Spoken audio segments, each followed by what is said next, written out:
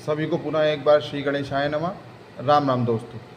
तो जैसा कि मैंने पिछले शॉर्ट्स में आपको बताया, पिछले शॉर्ट्स में मैंने आपको क्या बताया कि अक्षय तृतीया के दिन सिर्फ सोना चांदी खरीदना ही आवश्यक नहीं है। वो तो आवश्यक है, यदि आप समर्थवान हैं तो सोना चांदी अवश्य खरीदें, लेकिन उसके साथ साथ ये दिन है कुछ शुभ संकल्प लेने का। शुभ संकल्प किस चीज़ का? कुछ दान करने का, कुछ नेक काम करने का।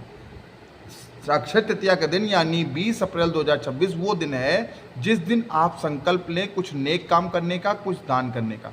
याद रखिए, हमेशा देने वाले से लेने वाले से देने वाला हमेशा बड़ा होता है।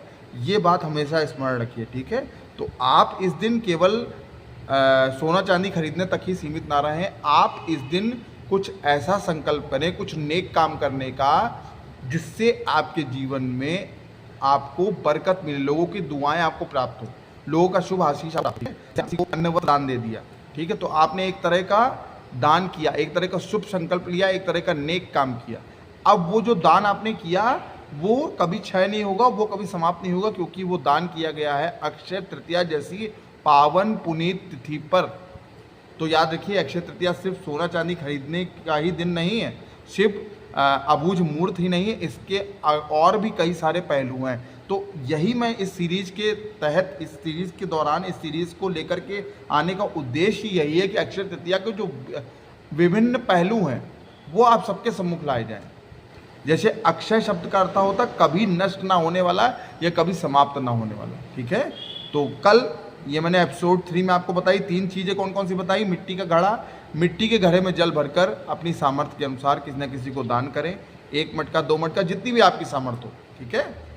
आप धनवान हैं या आप मध्यम वर्गीय हैं या आप जैसे भी हैं, एक मिट्टी का घड़ा बहुत ज़्यादा पैसे का नहीं आता है, आपकी क्षमता है, आप अवश्य दान करें, इससे आपको अक्षय पुण्य फल की प्राप्ति होगी।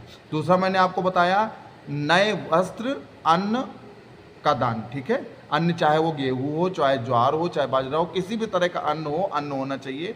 वो अन्न आप जो संकल्प करके किसी गरीब को या किसी ब्राह्मण को भी यदि आप दान करते हैं तो भी वो स्वीकार माना जाएगा। लेकिन अक्षय तृतीया को कुछ ना कुछ दान करिए। एक शुभ संकल्प जरूर लीजिए कि मैं आज के दिन किसी को कटुवाणी नहीं बोलूँगा, किसी को कुछ अनुचित नहीं बोलूँगा, अपनी वाणी से किसी को कष्ट पहुँचाने वाले शब्द नहीं बोलूँगा, गाली गलौज, अभद्र शब्द, ठीक है, किसी की चुगली निंदा इस दिन बिल्कुल मत करिए।